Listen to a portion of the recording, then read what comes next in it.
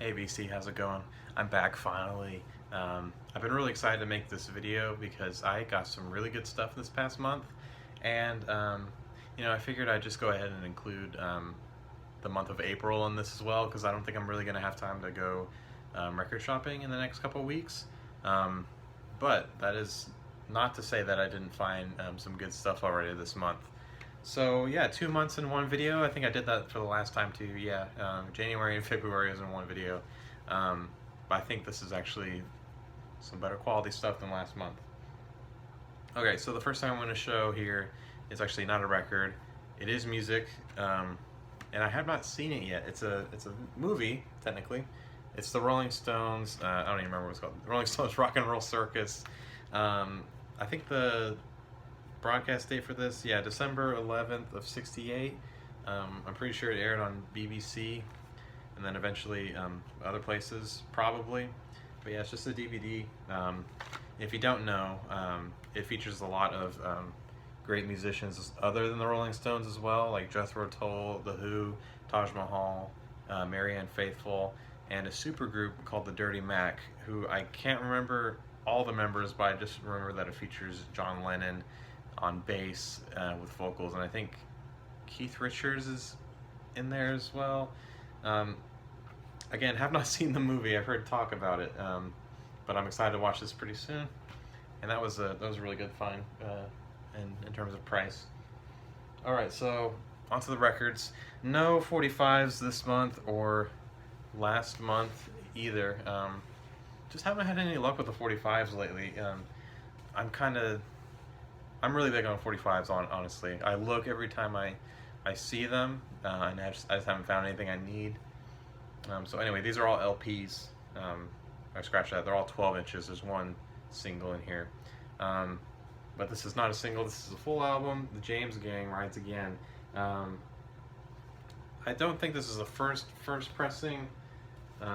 It is on the ABC Records label. I don't think it was originally on this exact label. So I think this is a later repress, like a second or third press, whatever. It's still of the era, which is always nice. And as far as musically, definitely my favorite James Gang record. I'm not super huge on the James Gang, honestly, but this is a good one. It has the classic Funk Number 49, and then it just kind of rides out from there. Doesn't really have any drops in quality. It was kind of samey, I will say that, and by that I mean all the tracks do kind of have that similar sound, but it's a good sound. You can't really mess with the classic 70s sort of bluesy hard rock or harder edge rock. Good stuff, James Gang.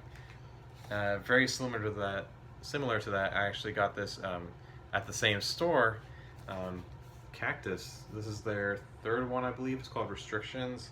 This is from '71. It's on the Atco label, and this has their most famous track, or at least I'm pretty sure is their most famous track, is the opener for side 2, Evil. That is such a killer track if you haven't heard that one before. Very similar sound to the James Gang, just that kind of hard and heavy 70s classic rock thing.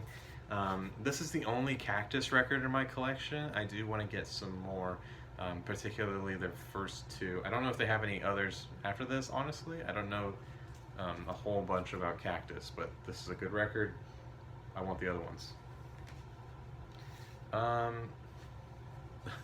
A total departure from those two is this cool Mr. Rogers record that I found. It's called Won't You Be My Neighbor, and it features, I don't even remember the track list on here. It has the Mr. Rogers theme song, Won't You Be My Neighbor. Is that open or close this? I don't remember, but it has some spoken word parts as well, and like some skits. It's like a whole production. It's like a show almost on the record, just without the visuals. Anyway, yeah, I've been on a huge Mr. Rogers kick after seeing that documentary, Won't Be My Neighbor.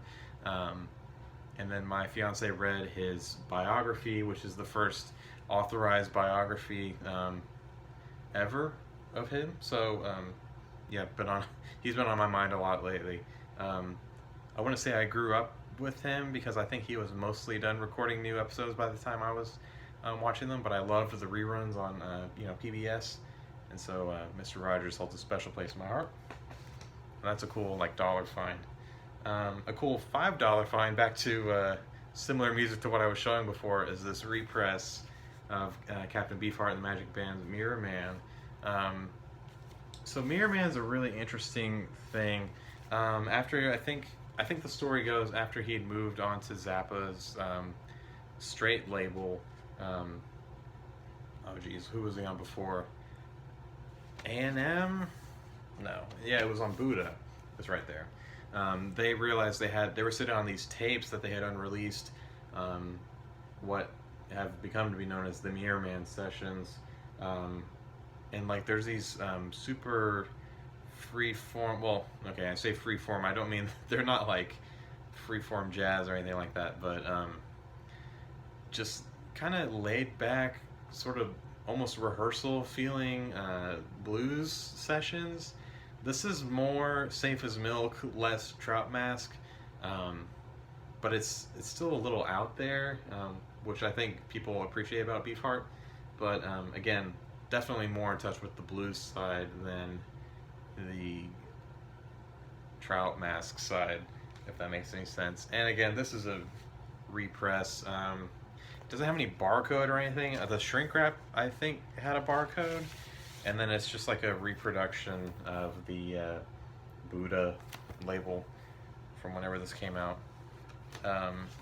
There's also a different version of this called the Mirror Man Sessions, which I think is basically just an expanded version of this. It includes like, I think it's like a double or even a triple album, I'm not sure.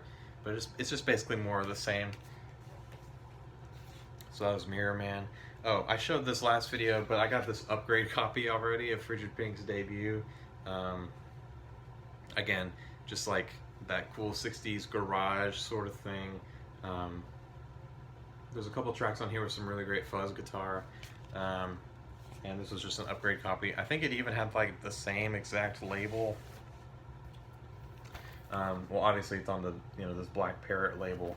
But there's like a couple different variations with like the text and stuff like that, and that's kind of collector nerdy stuff, I know. But I thought it was weird. I've been looking for this for a little while, and I found two within like about a month of each other, and so yeah, this is the better of the two. I'm keeping this one basically. The cover is really nice, as you can tell, and the record was about the same, but that was pretty good quality. And I'm looking again for their other ones, the second one for sure, and I think there's a third and fourth one maybe. I need to do more research, but I'm looking for more Frigid Pink. If anyone has any good leads, let me know. Starting to kind of fill out my Black Sabbath collection here. That happened a lot faster than I kind of thought I would, but yeah, Sabbath, Bloody Sabbath. I'm not as familiar with this one as, say, like the other, like the first 4 Sabbath records, but this one was good. It was kind of exactly what I was expecting. Here it is on this Warner Brothers label. Sort of exactly what I was expecting, and that's a good thing. You buy a Sabbath record, especially a classic like this one is, and you kind of want it to sound exactly how you expect. And here's an insert it came with all the lyrics.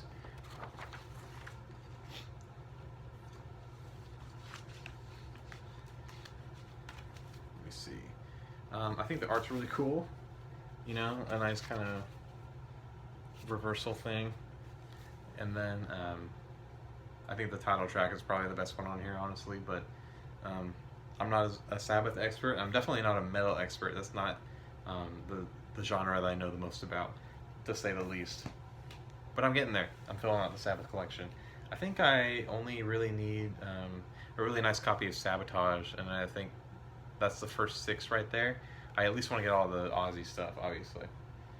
Alright, and then this is not a new record. I bought it brand new, but I think it's like a couple years old. Yeah, 2017. I think I may have talked about this band before at some point. Maybe one of their earlier records, but this is their latest one. And if you like Weezer or like Ozma, any of those kind of 90s power pop sort of things, you know what I mean? That kind of, it's power pop, but it's like 90s power pop. I don't know what we would call that. Weezer is a really good comparison, but this band called Roswell Kid, and this album is called Precious Art. Oh, this one's on a cool color. I guess I'll show that if I can get it to come out. It's a really cool, what do you call that? Like a splatter. It's green with blue. Looks really nice. Whenever, okay, if you listen to this on Spotify, the first thing you'll notice is the track titles, because those are great. Track 1 is probably my favorite on the record. It's called Wendy's Trash Can. That sense of humor in the track titles definitely carries through in the music and the lyrics. It's a really fun record. Doesn't take itself super seriously like a lot of the Weezer stuff does sometimes.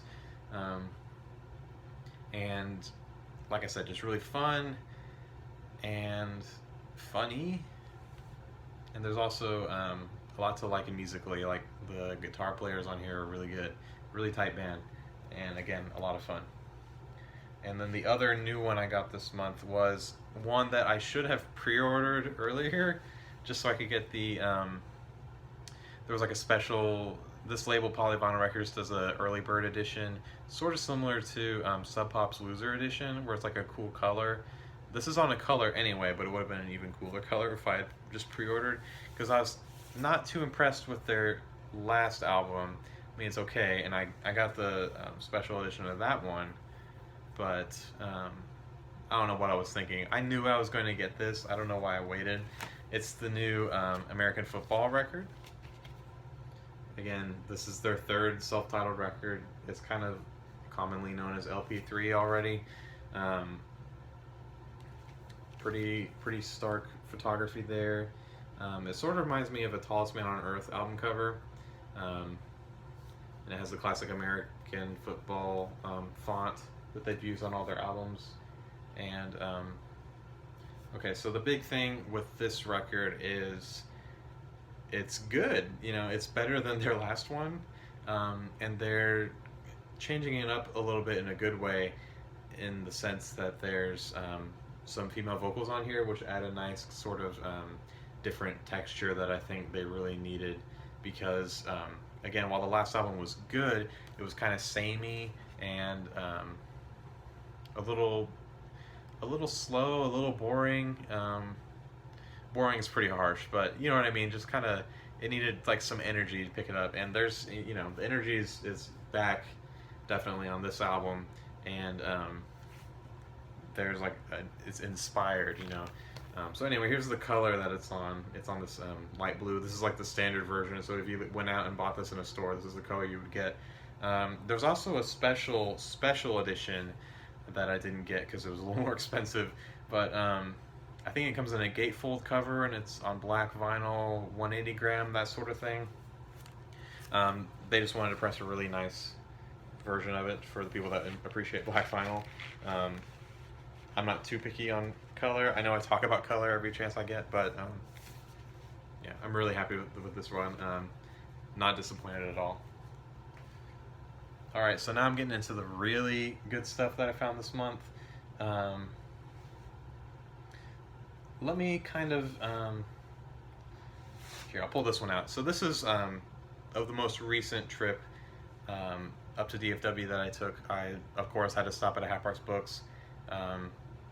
And this was one of the 2 records that I got there. It's one that I've been looking for a little while.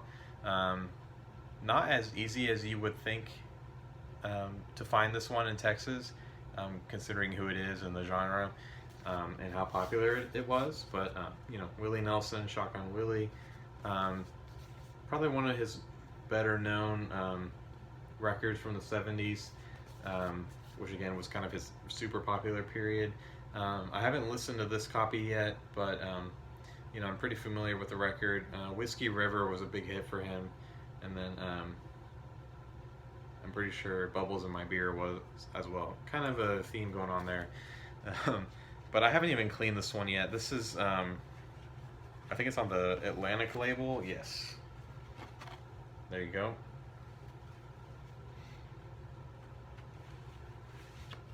This is sort of the classic Willie Nelson sound that he's super famous for at this point. And again, there will be another one from that same trip that I'll show. But these next 4 were all online purchases. It had been a little while since I had bought some records online. I'd been kind of, or used records online, I should say. I've been kind of holding off because I'm, trying to save a little bit of money. But I sold some stuff this month, and I figured, I'd treat myself. And so I got some stuff I've been really wanting.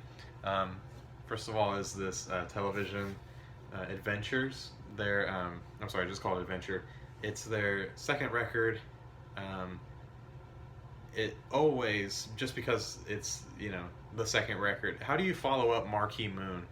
I mean, seriously, anything that you put out after that is going to be even vaguely disappointing.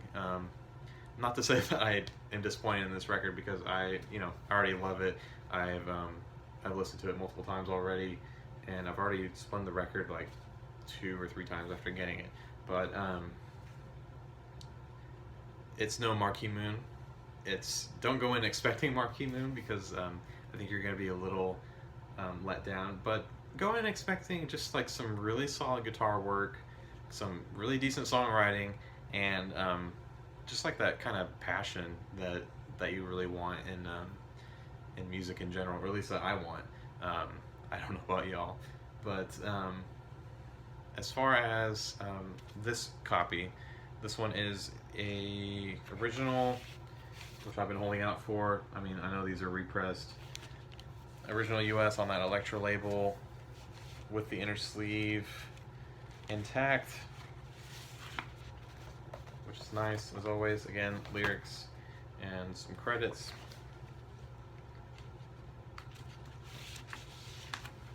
Sorry, allergies are really kicking my butt this year. I feel like I'm about to sneeze. Anyway, slight cutout there, and a little bit of crease. I think that's been catching in the reflection a little bit, but super great copy. I got this in an auction.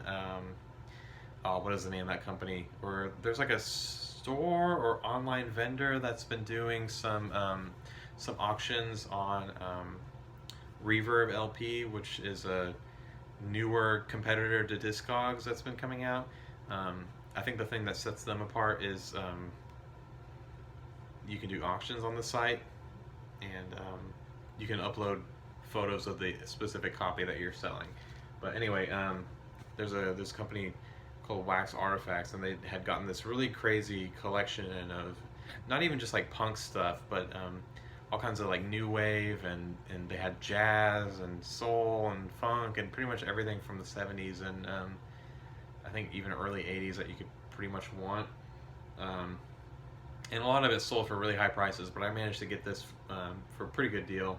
And I bundled it with one other thing, which I have been dying for. This band is called This Heat, and this is the Health and Efficiency single.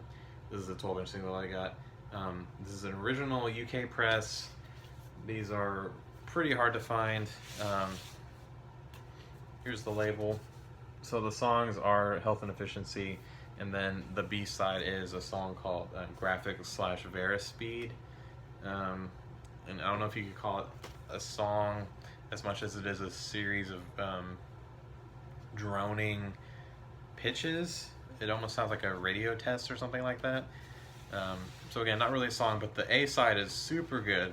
It's again kind of a longer, more abstract, definitely post-punk, but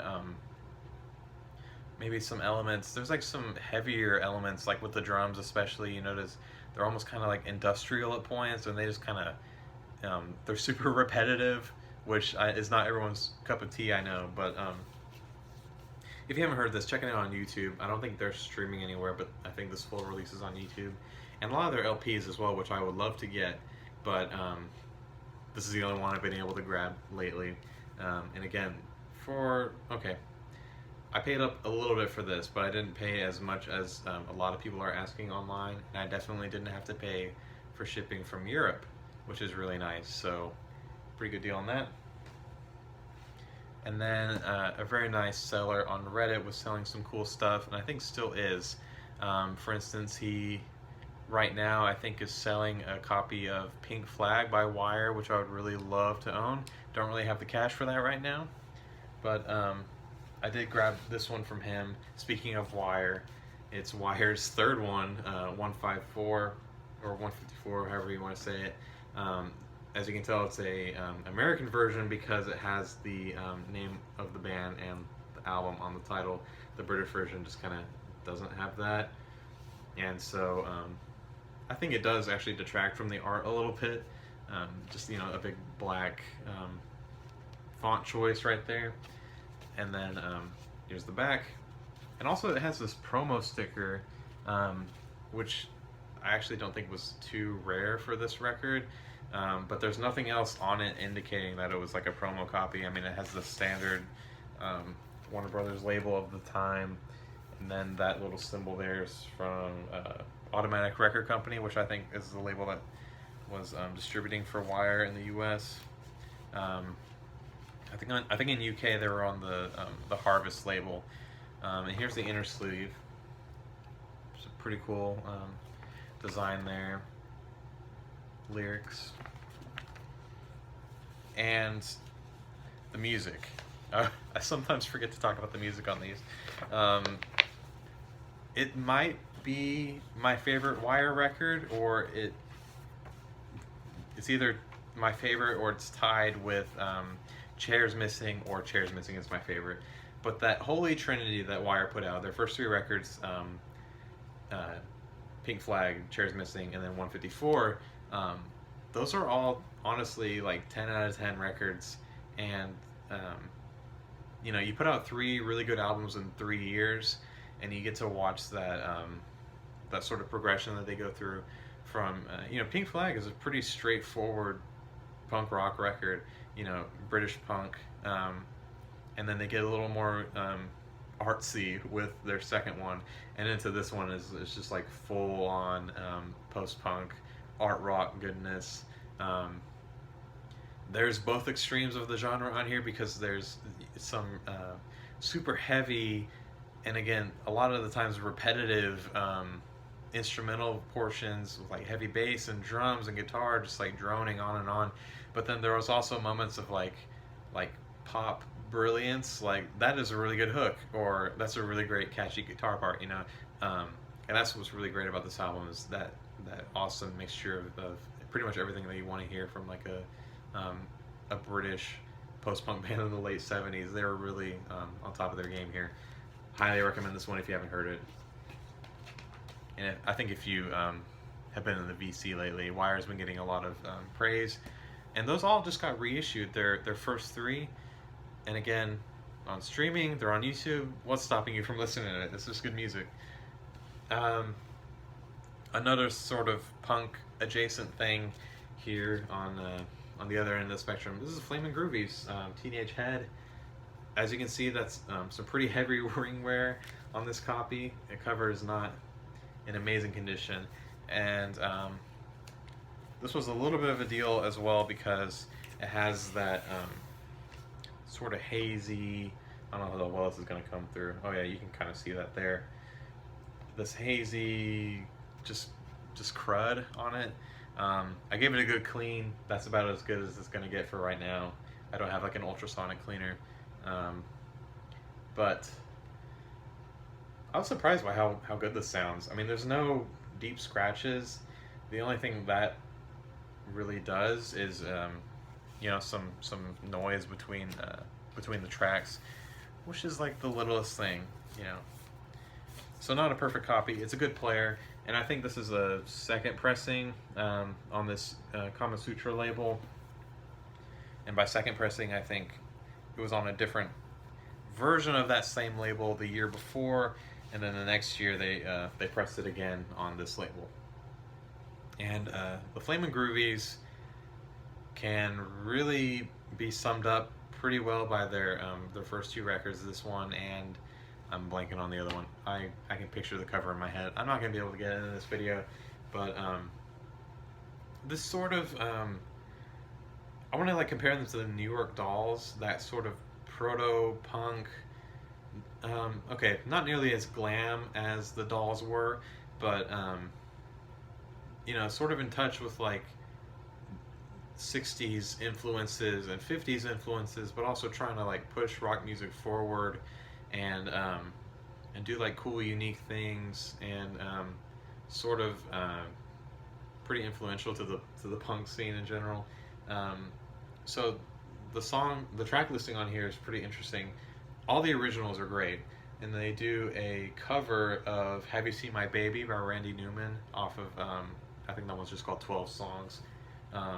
Really good Randy Newman song, and they do a great cover of it. And then the other cover that's on here is an arrangement of 32-02. It's credited to Robert Johnson. I'm not super familiar with my blues, but apparently it's a Johnson cover, and that was really good too. And then there's sort of a almost like a Cramps sounding sort of 50s or 60s garage sort of boogie track called which one was that? I think it was Dr. Boogie. That's the one, I think. Towards the latter part of the album. Super cool. Again, just like there's like a really good variety of songs. There's like some ballads, like the closer, Whiskey Woman, is sort of reminiscent of the Velvet Underground "Oh Sweet Nothing" from Loaded. There's some really energetic, you know, fast-paced songs on here, and sort of everything in between. Really great record. I want more Flamin' Groovies. Alright, and my last one here of this video. I sort of did like a, you know, like one of those when I saw it in the bin at Half Price Books. This is the other one I found at Half Price Books. Because I don't know what the deal is with my luck lately of finding like European pressings of stuff in Half Price Books, and it's always like, it's not like super obscure or anything. I mean, this is a known record, at least in the VC, but I guess it's out of the periphery of like the everyman's musical knowledge. I don't know, that sounded douchey, but you know what I mean, just sort of under people's radar, I guess. And so I got this for a really good deal. This is an original, and I mean OG original German pressing of Lucifers Friend, with the, I don't know if you can see it very well, but like this sort of textured brick wall. And you can also see the tape job on here. Again, cover not in spectacular position. Like the spine is, I don't know if it's gone, but there's definitely not any text on there. And some pretty heavy ring wear again. The gatefold is nice. Some pretty cool images of the band members, or who I'm assuming are the band members there.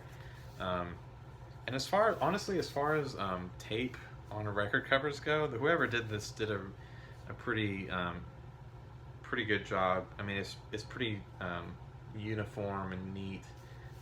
They like took their time doing it, which I do appreciate.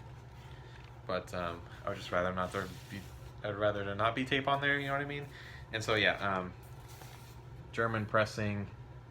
Let me take it out of the sleeve so you can see it better. German. You can see the German around the rim there, and then I think it says, yeah, made in Germany on the blue Philips label. Blah blah blah. First press.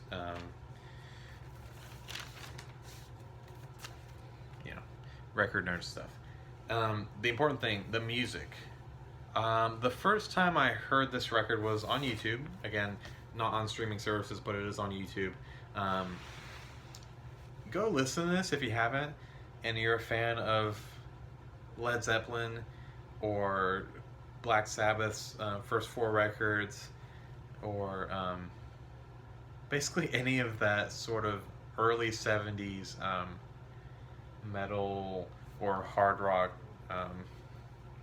type stuff. I'm trying to remember the year this came out. I think this was like 70 or 71, so it was right in there with all of them. But this is a German group. I don't know anything about the members or anything. It was German, not exactly krautrock, because I don't think it was about time for that yet, but immediately. You'll hear with the first track, which I am blanking on the title of, Ride the Sky. Zeppelin, you know, it sounds like kind of like what Zeppelin were doing, and by that I don't mean it's not like a cheap imitation. It's like really good, and it just kind of they continue that with that momentum through the whole thing, and it's just a great record. Go listen to it, please. I'm begging you. Really happy to have this. Is what I'm trying to say. This was one of my better finds of in a long time, actually. Probably my best find of the year so far, and expect to see this one on my top 5, or maybe I'll do a top 10 at the end of this year. Lucifers Friend, debut, self-titled, whatever, on Philips. Alright, so that is everything. I talked for a half hour. Wow, that was like the fastest half hour ever, at least for me it was.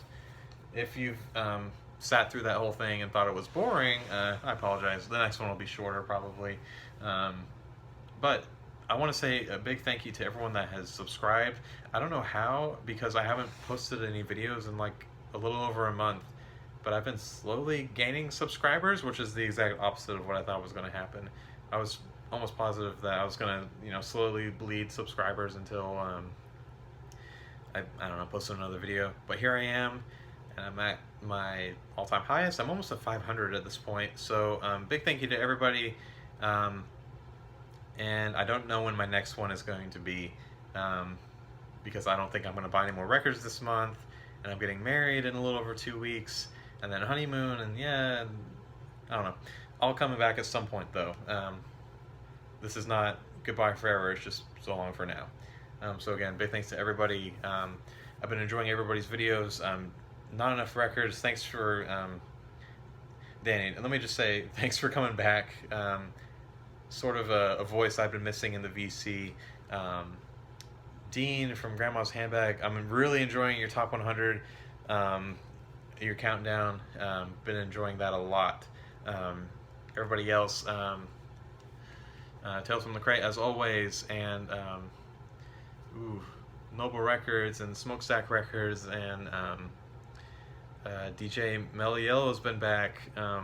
A lot of familiar faces coming back, which I really am in love with. I'm rambling on now, so I'm going to say goodnight, and I hope you enjoyed. Thank you.